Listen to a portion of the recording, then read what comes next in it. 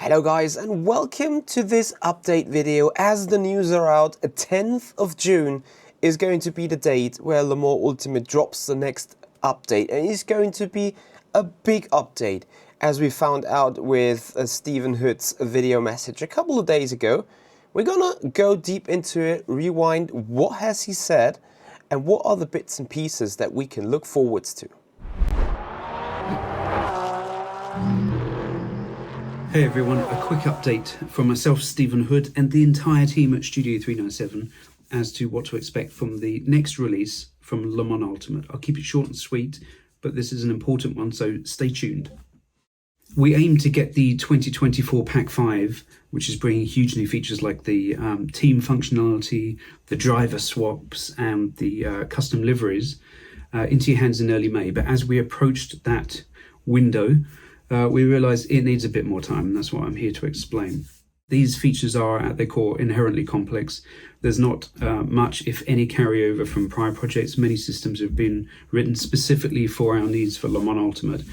And the quality that you've come to expect from Studio 397 and Le Mans Ultimate in recent releases, and actually the quality that you as our passionate fans deserve, means that we just want to take a little more time to refine this. So now we're locking in the release for the 10th of June, which incidentally is coinciding with the 2025 24 Hours of Le Mans in real life. So maybe this was meant to be.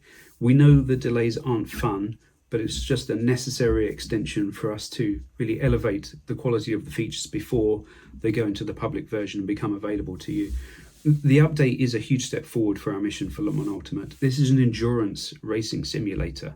You know, this is more than just the car or track content, which we know is incredibly popular. Elevating these features so that you can really immerse yourself in this world is key for us. It's a passion project. So really, we just want to say thank you very much, and I want to say thank you for supporting us. I hope you understand what we're doing. I look forward to seeing you on track in June. And in the meantime, here's an audio preview of something I've been driving this morning, which comes with a new tyre update, which I think is pretty awesome, but I'm not allowed to talk about that in any detail. But anyway, take a listen, see if you can guess what car this is.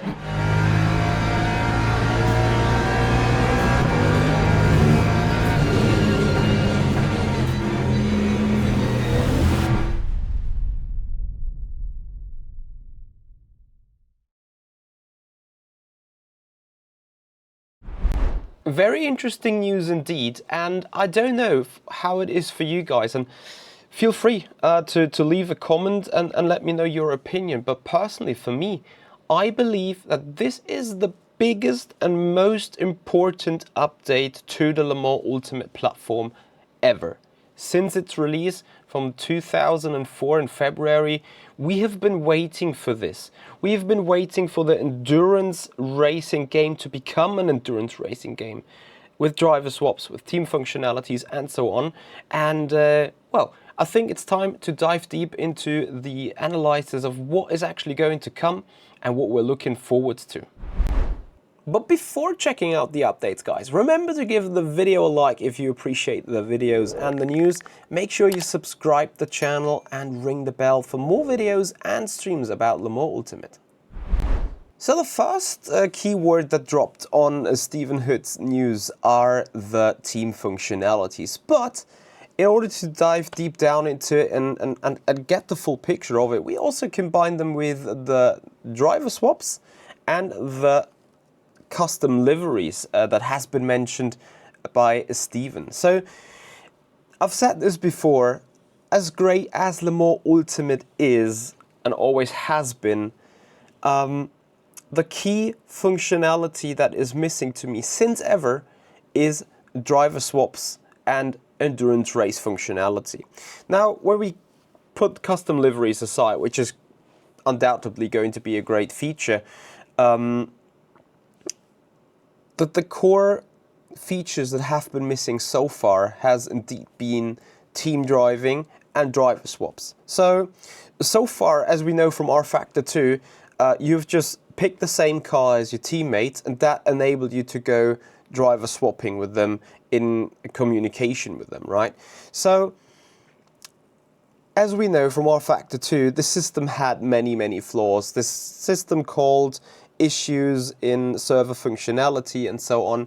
And I think the reason, and this is just making it up, this is just complete speculation here, but I think the reason why driver swaps are coming now so late to Le Mans Ultimate is because they have completely rebuilt this driver swap functionality, and also, as they've mentioned, team functionality. That means I think they have to combine two features here, which is, in the first place, get an architecture out into the game where you can manage a team, where you can, work as a group of people together and indicate towards the race control GG system that you are a team. Remember, we've seen that in co-op mode, where you get together with friends, and I think this will be something similar. So it's not like you just put in the same car, go onto the track, and boom, in a team you are. No, because obviously the same car could be picked by other teams as well, you know? So I think there had been a little bit of a challenge to bring in the team functionality. What exactly that's going to be, I hope we find out more towards the drop of the actual update. But I think that has been something in the back end of Le Mans Ultimate which had to be created in the first place.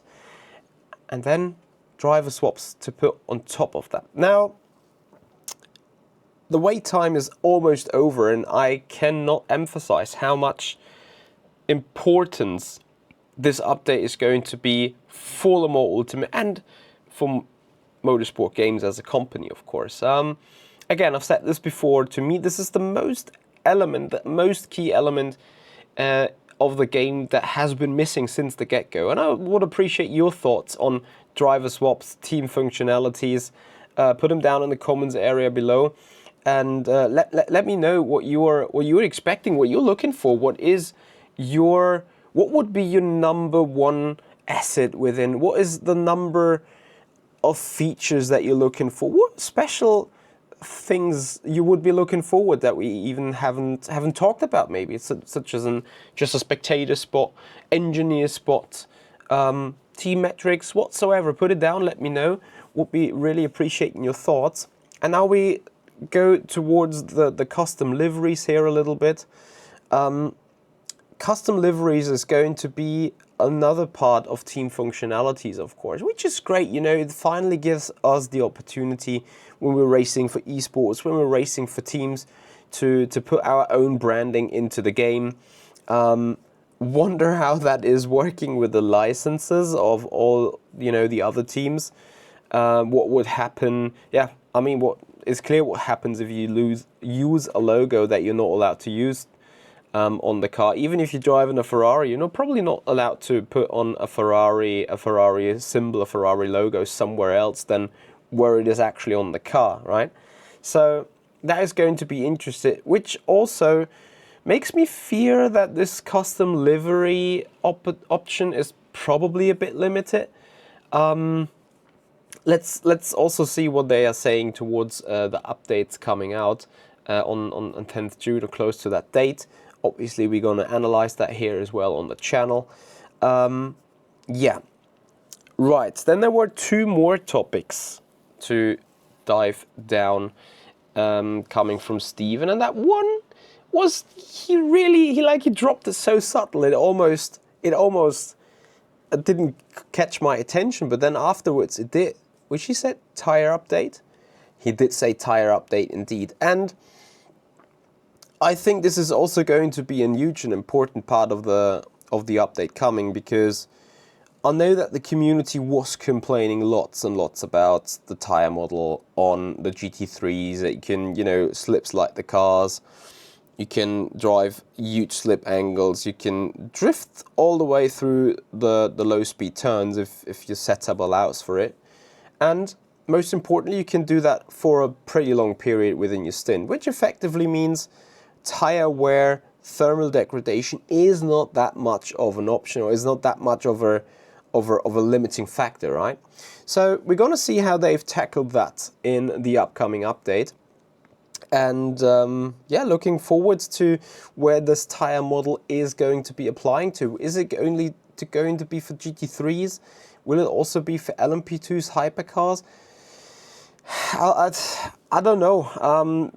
I know that doing a new tire really takes time, and with them also bringing new content, as we've heard a sample of the car running around the Imola circuit towards the end of the video. Also, what is your expectation? What was that car? Any ideas? Put them down in the comments area below. Would be interested to see your thoughts based on the engine sound, what kind of car we're looking at. So looking forward to your comments. But coming back to the tire update,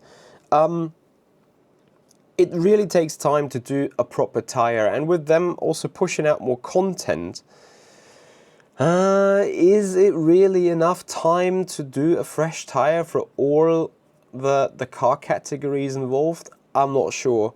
We're looking forward to it. We're gonna find out on June 10th what the update is looking like and what the new tire is going to be on the car.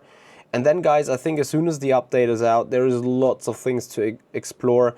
We will finally be able to do a 24-hour of Le Mans for real, with team functionalities and driver swaps. So yeah, I think Le Mans Ultimate is going to be in an interesting spot, and I can't wait for the first official 24-hour race happening there. Also for all the esport leagues, that's going to be a huge update, because they will be finally able to do the transition over from rFactor 2 or any other race sim to go for Le Mans Ultimate and do WEC-based endurance racing all together. So, again guys, let me know your thoughts about the video, put it down in the comments.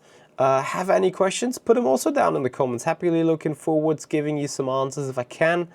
And if you've appreciated the video as usual guys, have a thumbs up. Thank you for watching, and see you there next time. Bye bye.